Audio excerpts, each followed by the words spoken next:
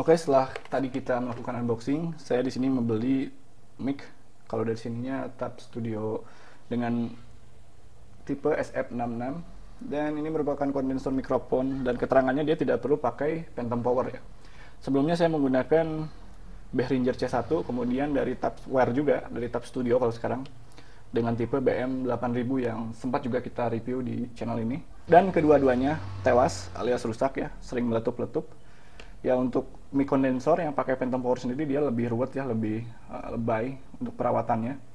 Dari phantom powernya dia harus stabil, kemudian dari penggunaannya juga dia tidak boleh digunakan terlalu lama sampai terlalu panas, kemudian penyimpanannya juga pun jangan sampai terlalu lembab karena nantinya bisa rusak ya.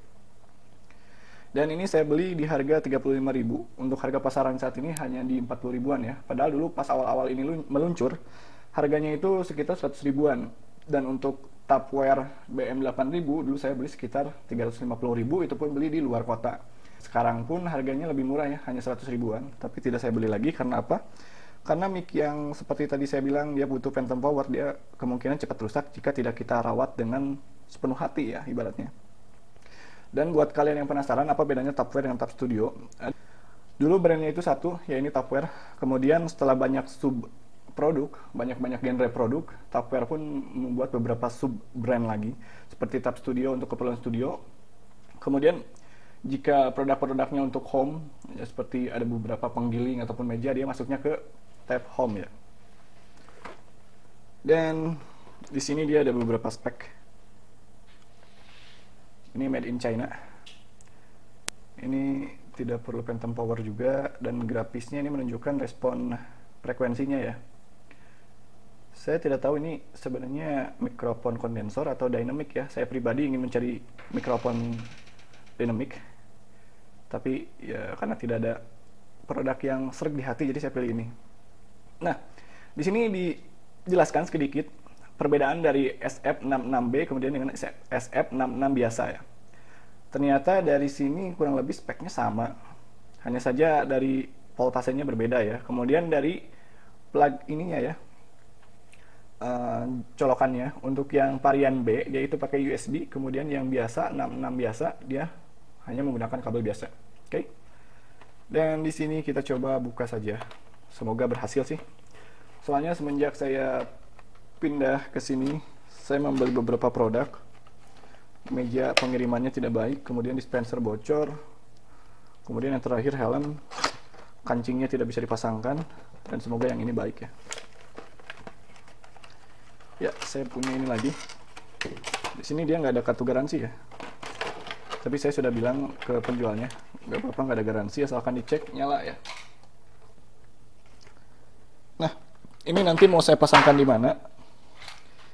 Ini nanti akan saya pasangkan di mixer dari Behringer Q802 USB yang ada phantom powernya. Mic-nya cukup kecil, ininya cukup mudah penyok. Jadi dengan BM8000 dia lebih bagus di BM8000 ya untuk pop ininya. Dan kita dapat ini juga. Nah, bisa dilepas ternyata. Kurang lebih seperti ini. Tapi untuk ininya saya pakai stand saja, semoga bisa stand arm. Nah, ini dari plastik ya. Ini juga bahannya dari plastik. Kalau Tabware yang BM8000 dia dari aluminium, logam. Makanya bisa nyetrum kalau dipegang. Dan kabelnya kurang lebih hanya 1,5 meter ya. Sedangkan yang varian SF66B dia 2 meter ya dari keterangannya. Oke, tapi ini cukuplah untuk penggunaan saya kali ini. Ya, sorry di sini listriknya nggak stabil cuy, jadi sering mati. Dan mari kita coba. So guys, dan ini merupakan mic yang sudah kita cek dari tadi. Dimana di sini dia harus menggunakan jack yang ke PC. Barusan saya cek untuk mixer, ternyata dia kurang berfungsi dengan maksimal dan cenderung tidak berfungsi ya. Jadi saya langsung ke direct ke PC, dan di PC juga untuk saya itu ada inputnya itu ada 2 ya. Saya gunakan yang input yang satunya lagi, entah yang apa namanya itu. Tapi mari kita coba suaranya seperti apa. Kita cek langsung saja ya. Di sini saya menggunakan Audacity dan kita langsung rekam. Ya, sebagai perbandingan kita juga akan merekam menggunakan action cam ini ya. 3, 2, 1. Ya, di sini saya menggunakan mikrofon dari Tab Studio SF666. Dimana jika kalian lihat gelombangnya itu kecil-kecil ya. Jadi dari dulu saya menggunakan home recording, saya bermain home recording dari dulu.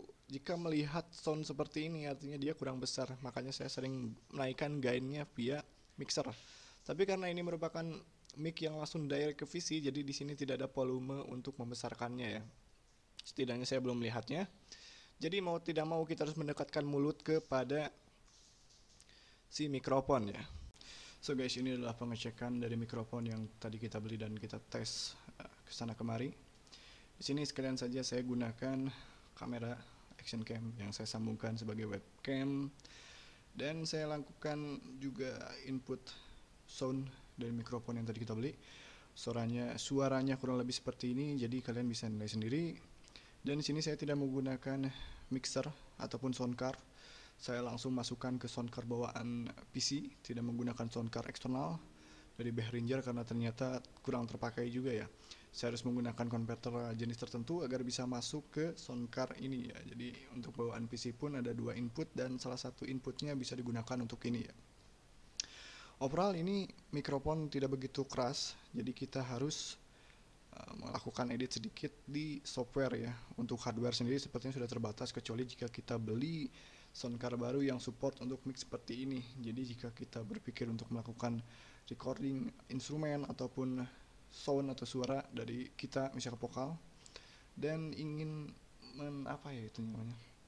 ingin menselaraskan dengan tempo yang sudah ada musiknya, mungkin agak sedikit susah ya.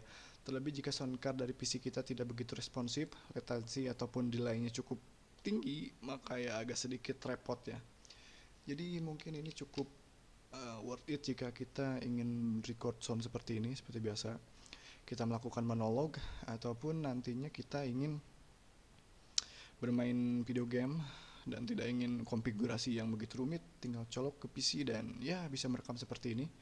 Jadi bagaimana menurut kalian, apakah worth it atau tidak? Ya ada di kalian untuk preferensinya ya. So see you next time di next video Ivan Fana Channel.